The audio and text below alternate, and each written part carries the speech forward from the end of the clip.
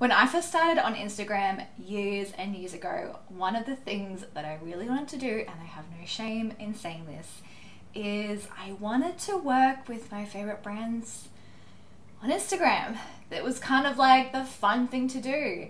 And I thought that you had to have tens and thousands of followers in order to attract brands and work with them and actually get paid to work with them. But what I found now is that being a micro-influencer can actually give you a lot of leverage if you want to work with your favorite brands. And I'm going to give you my top 7 tips to attracting and working with brands and getting paid for it on Instagram. Now, a micro-influencer is someone who has roughly 2,000 followers up to about 50,000 followers. These numbers differ depending on people's opinions and their own stats.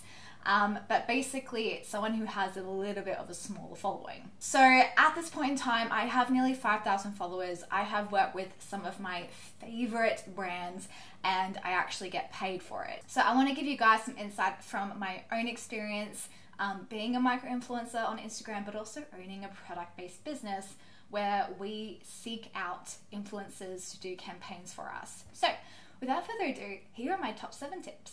Number 1 is authenticity, and this is actually one of the top reasons that I have had opportunities to work with some of my favorite brands, is because I am really real and raw on my Instagram feed, my stories. I'm very open about things in my life, my struggles, my low points, my high points, and brands are attracted to that because when you go to promote their products, they really do want it to be as natural as possible. You don't want to really, be seen with a product and say, here's this product, it's really awesome, here's my discount code.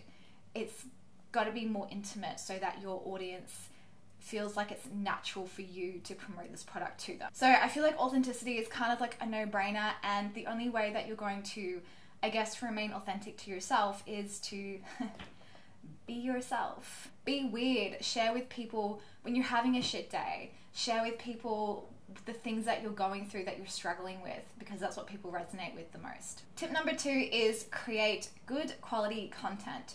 So I like to look at what the brand is posting and what is resonating with their audience, the aesthetic, the editing style, whether they have more videos or photos, and just try and get a feel for what I need to create so that it's on brand for them as well. Now, you don't need a fancy camera to create good quality content. You can simply do that with your iPhone. I've actually done a lot of my video content on my smartphone because it's so much easier.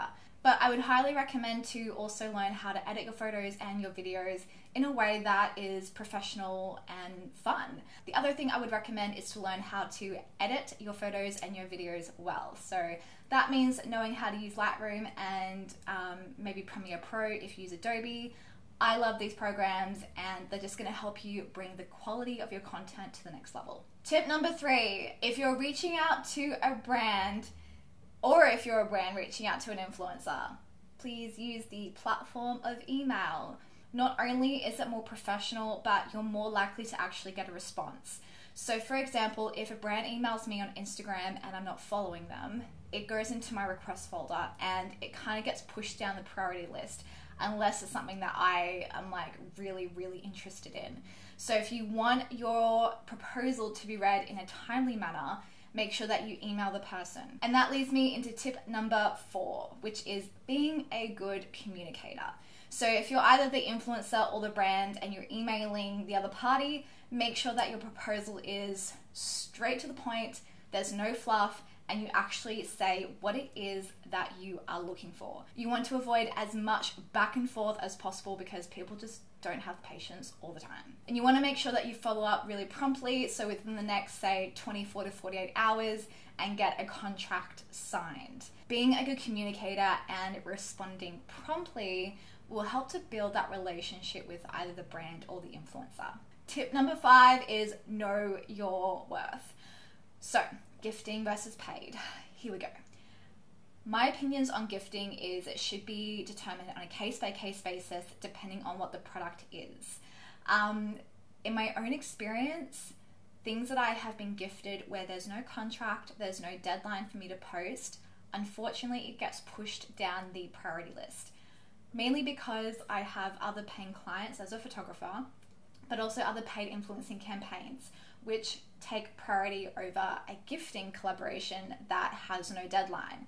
So if you want to build a good relationship with the brand or even with the influencer, then I would highly recommend for there to be a financial transaction. Now, if you're the influencer and you're only just starting out, charge $10 for a post, charge $20 for a post. It doesn't have to be much if you're just starting out, just let it be something. Because at the end of the day, you're creating content for a brand for them to use to market their own products. You have to take the time to maybe film a video, to take a photo, to then edit that photo, craft the caption, do the hashtags, respond to comments, and promote.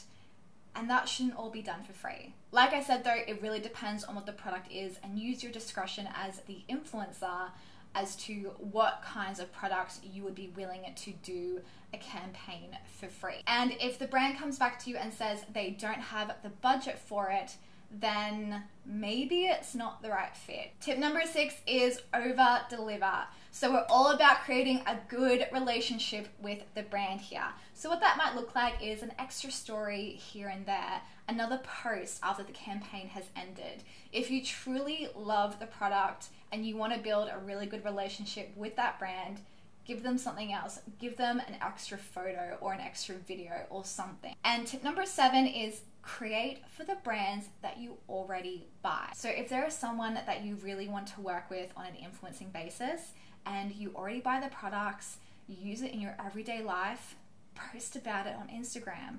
Take a nice photo of it, do a little video of it, send it to the brand, say, hey guys, I created this, just thought you might want to use it on your social media. Make sure they don't use it in an ad because you should be paid for that.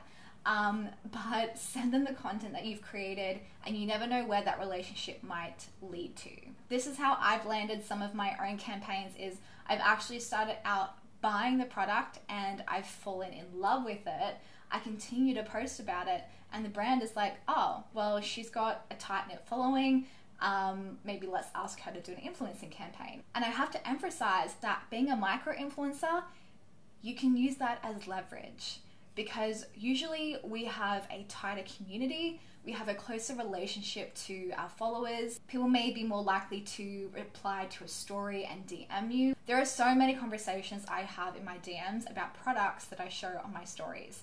And obviously that can't be seen by brands, but it happens. So if you want to work with brands that you genuinely love, being a micro-influencer can potentially give the brand a better ROI, and it's more affordable for them as well. So I hope that those tips have helped, but my main one would just be as real as you possibly can on Instagram. And I know that sounds like a broken record, but it's true. If you can be authentic and create good quality content, those are pretty much the key factors that I believe brands are looking for. And from the perspective of owning a product-based business, that's what we look for in a micro-influencer as well. Someone who has a real connection to their community, and you can see it in the comments, the way that they talk on their stories, the way that they are vulnerable with their audience. And if they can take a really nice photo, then you're a winner. So don't discount yourself as a micro-influencer, and don't think that you need even 10,000 followers to do paid campaigns. Trust me, you don't, because I am proof that you don't. If you have any questions, leave them in the comments below and I'll answer them. I'm more than happy to chat with you guys, and I'll see you in the next video.